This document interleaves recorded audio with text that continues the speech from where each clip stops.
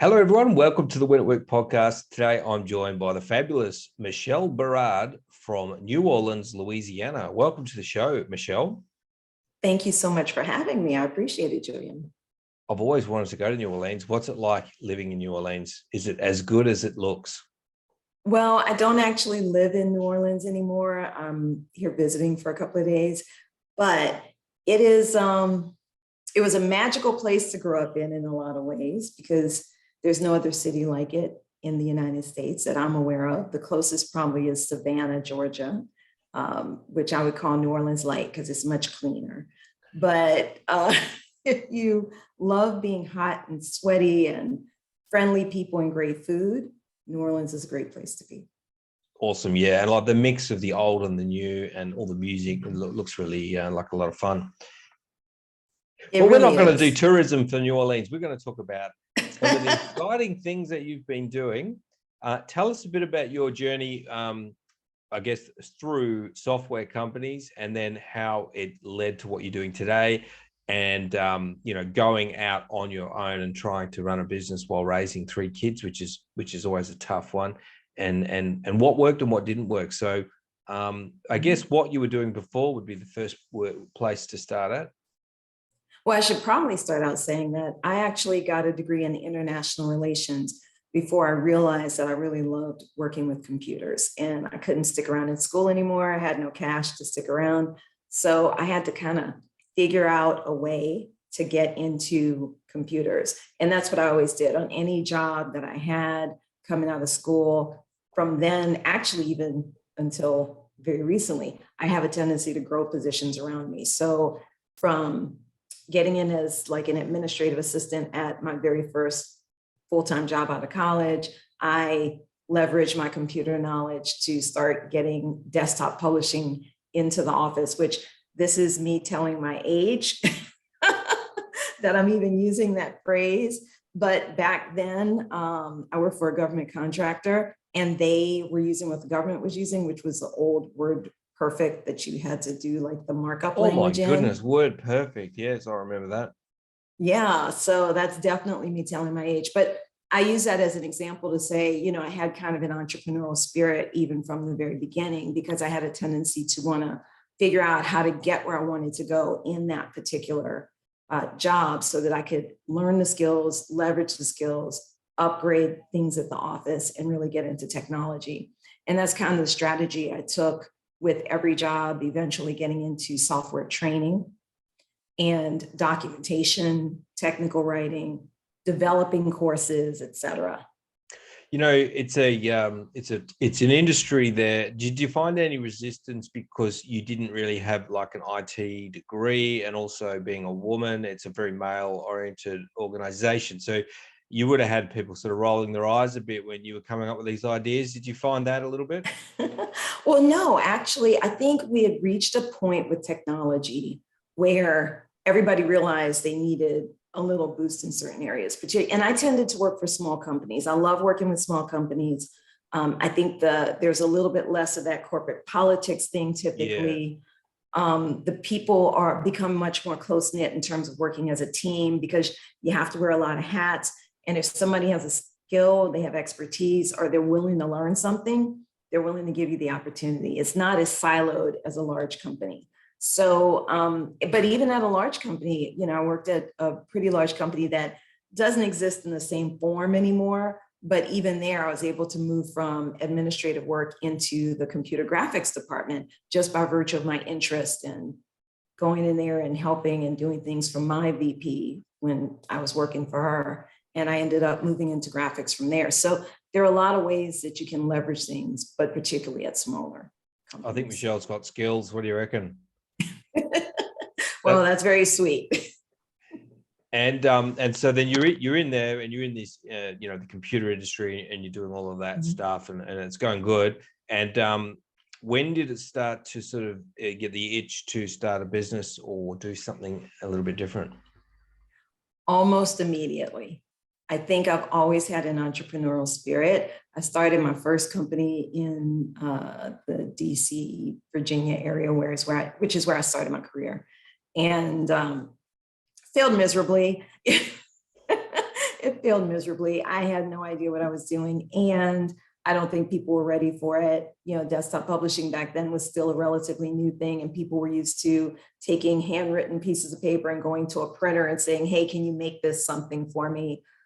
They had just started to understand that computers could do certain things for them right there in their offices, or that other people could do them for them. So it didn't take off, but it was a great learning opportunity for me in terms of, well, first of all, you can try anything. Everything's an experiment in the end.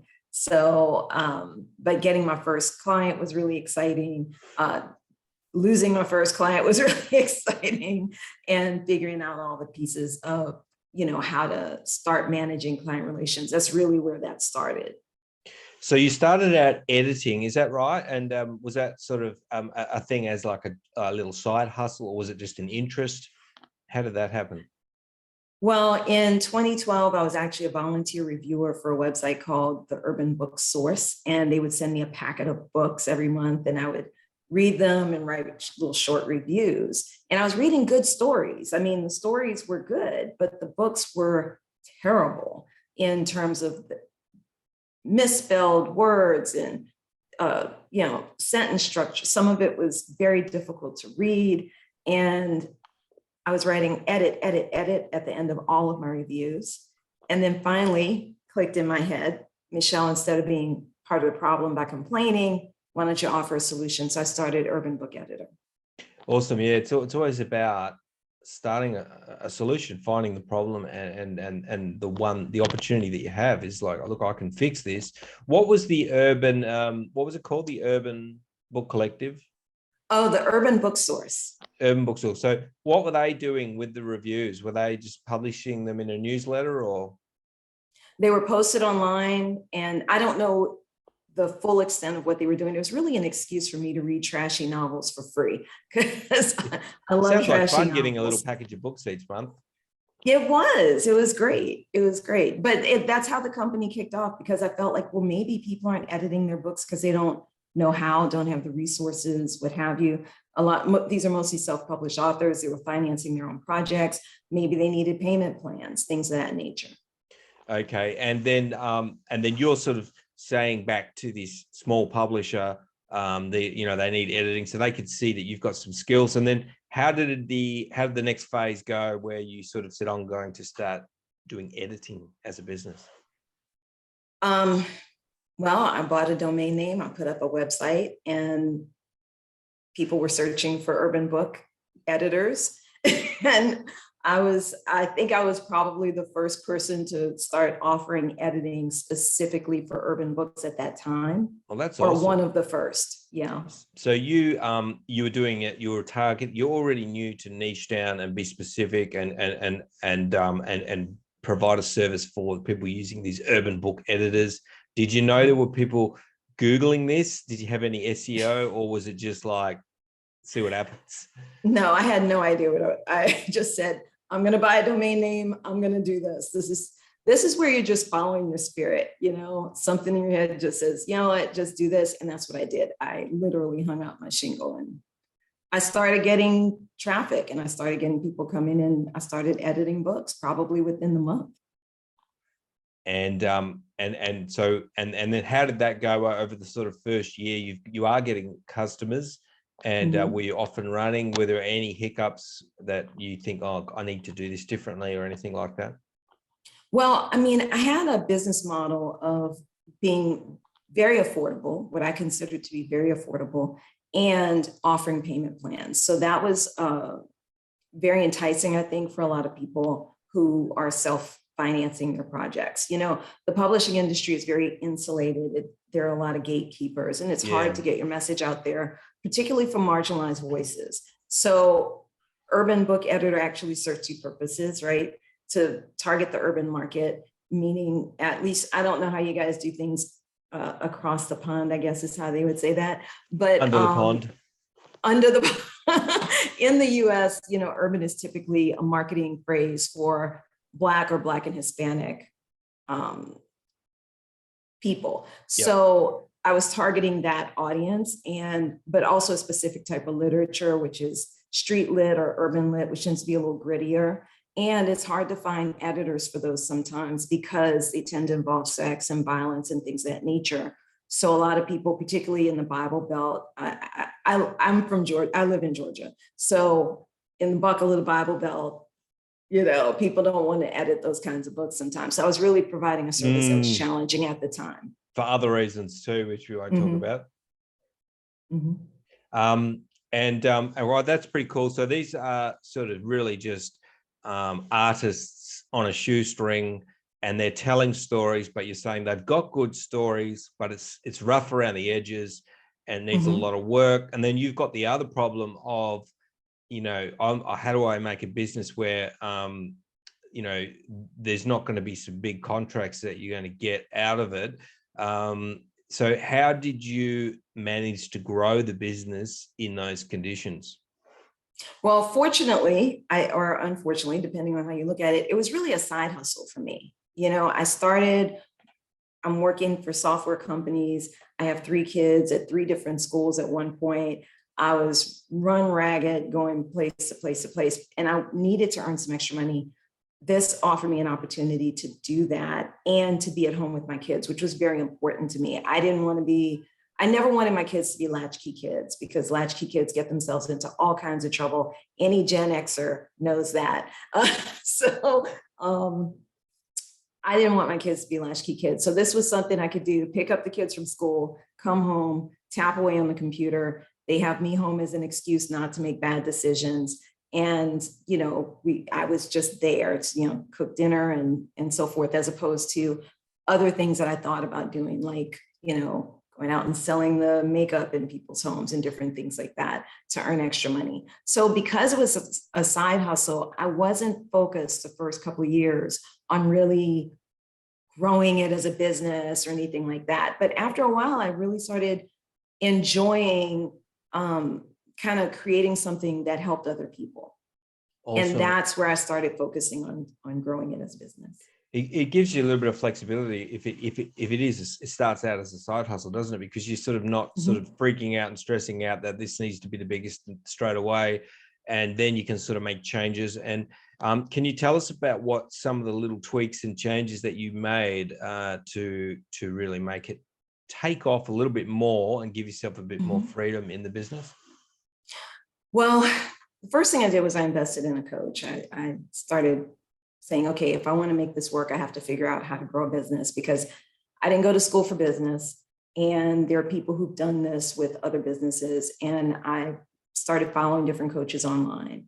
And I eventually started going to, they have the seminars and different things like that. And the first thing that I was taught that I think was really valuable was to raise my rates. And the reason is editing is a really labor intensive type of work. Yeah. A lot of people don't realize that. They think you're just running it through spell check, or even if you're using something to assist you, some software to assist you, it takes a lot of time because the software doesn't just do it. You have to line by line look at it. Brain and energy, yeah. Exactly. But I mean, I would say to edit let's say 50,000 word manuscript, which is on the short side. Traditional manuscripts are 75 to 90,000 words. Urban books sometimes are as low as 45,000, 50,000, up to 75 typically. If you get one higher than that, it's a little more unusual. But let's say to edit a 50,000 word manuscript, you're looking at 20, 25 hours, easy. And so the first thing I learned was I needed to raise my rates. So I was told by my coach to double my rates, and I almost had a heart attack. And then he said, okay, now double them again. And it was over what period of time did you double them and double them again? Oh no, that was an immediate exercise. Double the rates, and then okay, now double them again. And what that does is it weeds out a lot of the lower end clients. Yeah. Which what I learned from a friend of mine who's actually had her business for a very long time is lower end clients tend to take the most time and resources. Yeah. And it's not that you don't want to serve those clients, but when you have limited resources, you have to think strategically about how you're going to grow your business. You can't do it for, a penny a word or less than a penny a word. Yeah, absolutely. And did you get much, did people freak out? I mean, the existing clients, were they required to pay the new fees? I didn't raise the rates on projects that were in process, but anything Yep. that came in afterwards, yes. And even existing clients that had new projects had to pay the new rates? Yes, that was Yep. just my new rate. Mhm. Yeah. And then you so you lost a few people that were calling you horrible names, or was it not that bad? If they call me horrible names, I don't know about it. They didn't do it to my face. So Yeah. Well, it's a tough decision. And then now you've got this new model, and you still got, have you still got people coming in looking for urban was it urban collective, urban book editors. So urban book editors are still, is that still the primary crux of the people coming through, or are now you becoming established as, I guess, somebody who does editing for those type of urban books? well, I was established as an editor for urban books, partly because I was willing to take on the work. Like I said, I enjoy trashy novels, so it doesn't bother me to, and some of them have been over the top. I'm going to let you know right now. There's a reason some people won't edit some of these books. But I also have edited fantasy, sci-fi, memoir, self-help, spiritual. I'm losing the word right now, like manuals, those types of things, all kinds of manuscripts. One of my favorite projects, guy, he raised pit bulls, he bred pit bulls, and he came to me and I edited his book. So just one of my most successful authors writes memoir, and he's got a series of books about his life growing up as a military brat. So there are a lot of different types of manuscripts that I've written now, or edited now rather. So I think that raising my rates actually got me more variety of manuscripts to edit and a higher quality client, because they were willing and able to invest in their projects at a different level. Okay, that's interesting. Yeah. So, how about, have you been able to remove yourself from some of the more time intensive tasks? Have you gone down that path? What have you done there? Yeah, so I have a VA who assists with the first round of editing. So the way that we do our editing, we don't just do a single round. Some companies will charge per round of editing. So we just charge a flat per word rate for 2 rounds of editing. Yeah. So the first round of editing, the editorial assistant goes through and does the first basic proofread. And then I also have someone who's helping with, social media and things like that, because those are the 2 main things that are the biggest challenge. Yeah. And where did you find your VA to help you with the editing? I went to a company online to help. I wasn't going to I've tried in the past to do interviews myself and all of that. But the challenge is that you have to spend time training if you're responsible for all that, you have to spend a lot of time with training, getting people up to speed, as opposed to spending time teaching them how you do things. And there is a difference. So if someone comes to you with a skill set already, then you can say, okay, this is how you do it. This is the way we do it here. And they're like, okay, cool. And they start doing what you need done. As opposed to if you bring somebody fresh, you might have to actually teach them, okay, this is how you use this software. This is how you post to this social media, et cetera. So it's really a little more challenging. Awesome. And tell us about your podcast, Michele. So Somewhere in the Middle with Michele Barard started, we're in our 6th season now. And really it has a single mission. This is one of my ways that hopefully ties in with Urban Book Editor, in that I believe that it's important that we share our stories. The reason is I believe that a lot of the stress and strife and angst and just arguing and fighting we have, particularly here in the United States right now, but I think also around the world, is because we don't know each other. We don't understand one another. And when you don't know something, you don't understand it, you tend to fear it. So this is me helping in my little corner of the world, because I believe that if we share our stories, we can help people understand one another, see that we're more alike than we are different. And have you noticed that it's helped your business at all, or? I think there's a synergy there, to use that corporate word, in that some of my authors are really amazing, amazing people who are doing great work. And I get the opportunity to interview them sometimes, but also I'm referred other people who are doing amazing work.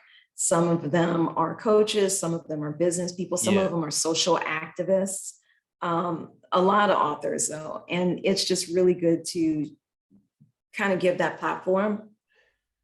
Yeah, it's good, isn't it? Meeting people, and you just never know what comes up when you have a podcast and you talk to people. And then, you know, I've got a list in my head of people where if I need something, I'd rather go with somebody I've talked to. So I always tell people, yeah, you should definitely start a podcast, and even not for business reasons. Oh yeah, no, it's so enriching personally to meet people and hear what they have to say. But I also believe that helping people to share their stories with other people is really important, because you never know whose life they're going to touch. Somebody may have just needed to hear whatever words they said. Yeah, definitely. That could turn things around for people. Yeah, definitely. When you speak to people on that level, it's really, really powerful. And is there anything in particular that you have got coming out that you are looking to promote, Michele? Well, I'm really excited because I'm working on something brand new, and it's still under wraps. So I'm not telling anybody really about it yet, but I think that folks who want to write books are going to really get excited about what we're doing. And I just hope that they will come to urbanbookeditor.com, go to the contact page and just say, hey, I want to know about this secret project you're working on. So that way I can email them back and let them know. But I'm really excited about what we're doing. And I think we're going to start something that helps a lot of writers, people who've been really struggling with getting their book out, with finding their voice, with understanding the process from start to finish, from the writing to the publishing to the selling, really kind of make that happen for themselves. Yeah, the process, you know, there's just a little bit to learn. Do you push people to self-publish, or is that part of what you offer? Well, I have offered that to specific authors who didn't want to publish their own books. Most of the people who come to me already have in mind that they want to publish themselves, or they want to go through Amazon or some other such company, but they're getting the editing done with me. So what I spend a lot of time doing actually is coaching people through the process. Yeah. How do I get, what is an ISBN number? How do I get one? Those kinds of things. And just kind of teaching them the steps. And editing is just one of the many steps involved in getting a book out. Wonderful. Do you have anything on your page, like a landing page that's talking about this new thing that's coming up, or? No, nope, okay. It's top secret, top secret. Only people who ask me about it are going to find out anything about it unless I personally reach out. So that's the only way I'm doing it right now. It's a big secret. Oh, well, I'll put a URL in the show notes for your webpage, and people can hit you up via the contact form. And I'd like to thank you for coming on, Michele. I had a great time talking to you. Thank you so much. And I appreciate you making the time. Wonderful. And thanks everyone for watching and listening. I'll see you very soon on another episode, and have a great day, Michele. Thank you. You too. Bye.